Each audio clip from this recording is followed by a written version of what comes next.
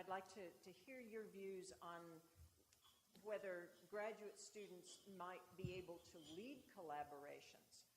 Something that we have run into with foreign partners is that a university will come in and they will have great expectations. They'll expect to have all kinds of great collaboration. And then the graduate student who is really the one that was interested graduates, and they never hear from that university again. And so if you could just perhaps say a few words about managing expectations. I'll go first. Regarding the MOUs, I agree with you wholeheartedly.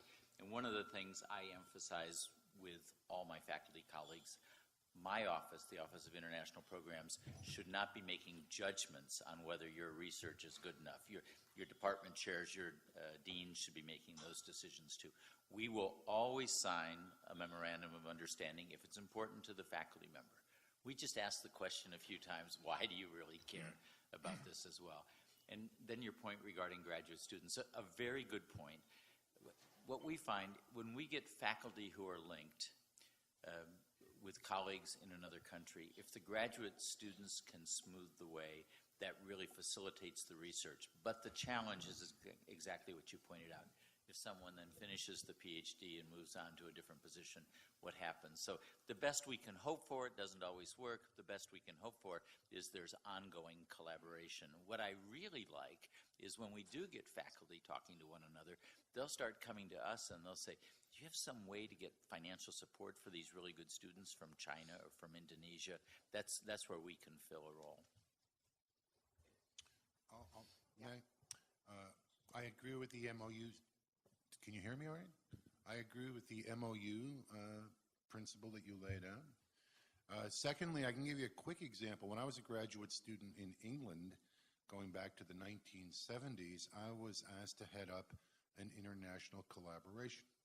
And I was a graduate student. And the reason why they asked me to do it was because it was my area of economics, and I was the rising star in that particular area, and they asked me to do that. And I went to my advisor, and I said, I'd be happy to do this, but you're going to have to support me like you've never supported me before. Frankly, I'm scared about this. I'm going to be out on the world stage doing something I've never done before. I'm also an American at a British university, so I got to worry about that perception as well. And I need faculty support, and they wrapped me really nice.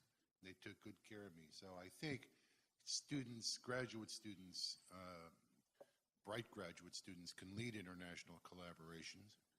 They need faculty and institutional support to be successful or to feel that they have that cushion. I will speak to the graduate student issue. Yes, you're correct. They may leave. However, there are two aspects to look at it. There's always graduate students have an advisor, and it's that advisor who will have new graduate students. So you build the collaboration also with the advisor, and then the advisor will learn in that sense from the collaboration and improve it. So there is an ongoing relationship, even if the students go and finish.